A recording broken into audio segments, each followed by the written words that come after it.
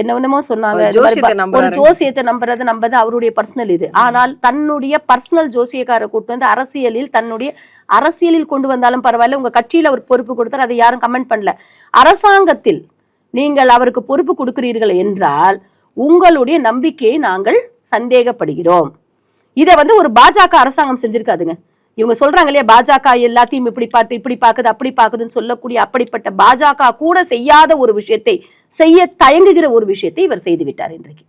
ஏன்னா அவருடைய விருப்பு வெறுப்புக்காக அவருக்கு ஆதாயமாக இருக்கக்கூடிய ஜோசப் விஜய் என்கின்ற நான் என்று 2 கைகளை விரித்து ஒரு பிரீச்சர் மாதிரி நின்று பேசின ஜோசப் விஜய் அவர்கள் இன்றைக்கு ஒரு ஆஸ்ட்ராலஜரை கூப்பிட்டு தன்னுடைய அரசியலுக்கான ஆலோசகராக அபிஷியலா போடுறாரு அப்படின்னா இது வந்து கண்டிப்பாக இது தவிர்க்கப்பட்டிருக்க வேண்டியது, இது ஒத்துக்கொள்ள முடியாத ஒரு அப்பாயின்மெண்டா தான் நான் பாக்குறேன்.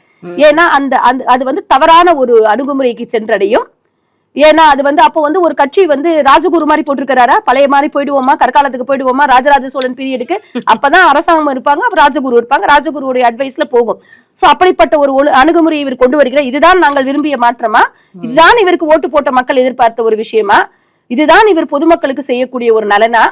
இதெல்லாம் அவர் யோசிக்கணும். விஜய்க்கு ராஜகுருவாக ரத்தன் பண்டிட், எஸ் அப்கோர்ஸ் அதுதான் அவர் ப்ரூவ் பண்றீங்க. இப்போ உங்க கட்சியில நீங்க என்ன பதவி வேணா கொடுத்துக்கோங்க, கட்சி என்பது உங்களுடையது. கண்டிப்பா அரசாங்கத்தில் வந்து இது அரசாங்கம், மக்களுக்கானது அரசாங்கம். இது மக்களுக்கான நிதி பணத்தில், மக்களுக்கான நிதி பணத்தில், அவர்கள் கட்டுகின்ற வரி பணத்தில் நடக்குகின்ற ஒரு அரசாங்கம். அவர் தான் 1 ரூபா கூட எடுக்க மாட்டேன்னு சொல்லி, அவர் 1 ரூபா எடுக்க மாட்டாரு. 1 ரூபாய்க்கு மேல எடுக்கலாம் இல்லையா? நான் இப்ப எதுவுமே கமெண்ட் பண்ணலைங்க அந்த விஷயத்துக்கே, நான் தான் சொல்றேன். ஆனால் நீங்க எதெல்லாம் பாசிட்டிவ்னு சொல்றீங்களோ அதெல்லாம் நெகட்டிவா தான் போயிட்டு இருக்குன்றது நான் புரிய வைக்க பாக்குறேன். நீங்க பெண்களுக்கான சொன்னீங்க, சிறப்பா விஜய்க்கு அட்வைஸ்னு இல்ல, வி எக்ஸ்பெக்ட் மோர் ஃப்ரம் விஜய்ங்கிறது நாங்க புரிய வைக்கிறோம்.